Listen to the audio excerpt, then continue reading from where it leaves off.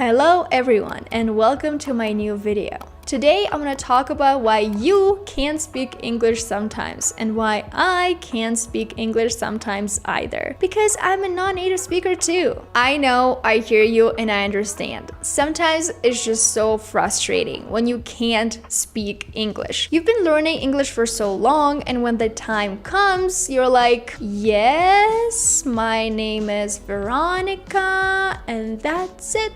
That's all I can say. Thank you very much. Thank you very much. Good night. So yeah, let's dive in and explore all the reasons behind this difficulty. Okay, first, English is a very complex language. We have to agree with that. My native language is Russian, which is completely different from English. Russian is a Slavic language, and English is a Latin language, from what I remember. So that creates a lot of problems. We have a big problem, sir. And even if your native language is Spanish, for example, something that is closer to English than Russian, it is still hard because the grammar in English is complicated. There's so many words in English that you don't really know how to translate to your native language, and also homophones. There are a lot of words that sound the same but mean different things. A couple of days ago, I saw this sentence in English. I ate 8 eggs for breakfast in the morning. And I was like, I ate 8 eggs?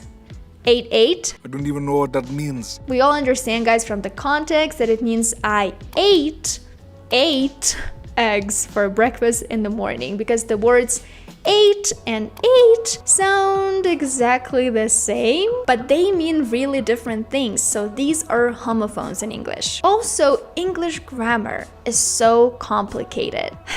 If you feel like you know everything, usually you don't, because sometimes even native speakers, yeah guys, native speakers make mistakes in English too. I was talking to a native speaking friend of mine. He is from the United States, you know, a native speaker, and he said, I would have ate. And I was like, you would have eaten? You mean? And he was like, yeah, I would have ate. And I was like, dude, this is wrong. According to English grammar, you have to say you would have eaten and not you would have ate. But guys, can you imagine? I decided to go to Youglish, a website that I recommend to use if you want to check, something in English, pronunciation, for example, or whether or not people use a certain phrase in English. And there are so many native speakers who say, I would have ate. I was like, okay, pretty good. Interesting. If you would have just ate the chocolate brownie and appreciated it and savored it and looked. Obviously, guys, the fact that a lot of people say I would have ate doesn't make it right. Still, according to English grammar, it's correct to say I would have eaten. And if you're preparing for exams or tests, you have to know about that because it is a mistake after all. That monster.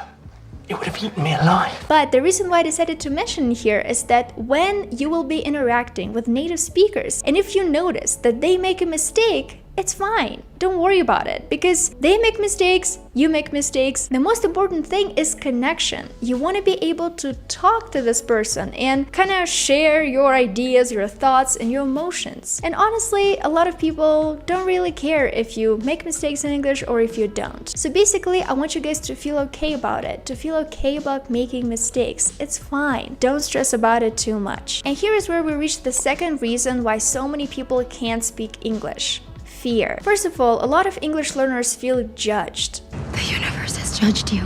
They feel that everyone is judging them. The moment they start speaking English, they think everyone is just sitting there and, inside their heads, writing down their mistakes, which is not really how it works. Obviously, that can lead to anxiety and the feeling of self-consciousness. And I don't want you guys to feel this way. I know that you're super excited to hear me talk about another mistake that a lot of people make. So this mistake is connected to comparative adjectives. For example, when you're saying living in this city is safer than living in that city. So you're comparing these two cities and you have to say safer. But a lot of native speakers would say more safer. And this is wrong again. You can't say much safer. It is correct, you can say a bit safer, but you cannot say more safer. But again, if we go to Youglish and if we check, there are going to be a lot of people who say more safer. That the communities are going to be more safer in the future. So they're a lot more safer than your car, you might say. So guys, my message here is don't be afraid. If you do make a mistake in English, don't feel scared. It should not stop you from doing what you want. If you want to get a job in English, don't feel ashamed that you make mistakes. It's totally fine. I can tell you another story. A couple of days ago, I was talking to TikTok representatives, and a lot of people who work from TikTok are not native speakers, and they live in the United States, and they were making mistakes while talking to me. Even if they did make them, if they didn't make them, honestly, I don't care. Because for me, the most important thing was connecting with them. I wanted to discuss TikTok things, I wanted to talk about short videos and creators economy and monetization, and the topic of oh, I think this is wrong, I think you should probably not say it this way, was not even on my mind. Okay, now let's talk about one thing that people hate about English: pronunciation. I know, guys, pronunciation is crazy in English because there are rules, but sometimes, you know, certain words, they don't really follow the rules, or there are words with silent letters and you're thinking, why is this letter even there? For example, I have a very important question to ask you guys. Why do we say bread but steel but steak? All of these words have these two vowels, EA. Why is it that in every single word, this combination of letters is pronounced differently? Also, of course, our favorite silent letters, right? Like, why do we have to say island and not Iceland? Or Eastland, for example. And also, why do we have to say castle and not castle?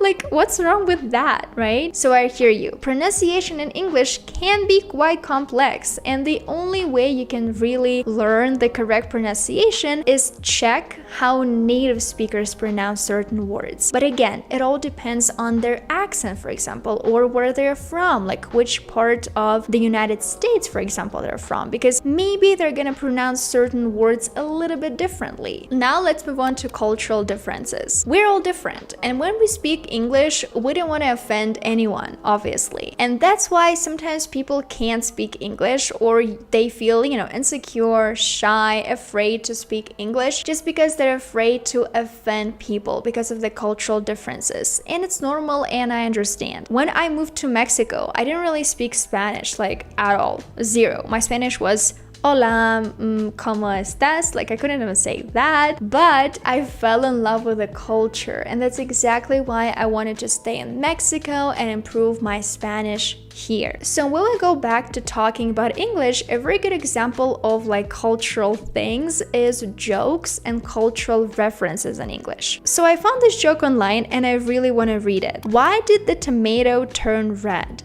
Because it saw the salad dressing. If you think this joke is corny, I'm sorry, but I think it's hilarious just because it helps us learn English. The tomato turned red because it saw the salad dressing. I feel like it's time for me to stop filming this video, otherwise you're just gonna stop watching it because of all my corny jokes. Sorry about that. I'm not sorry.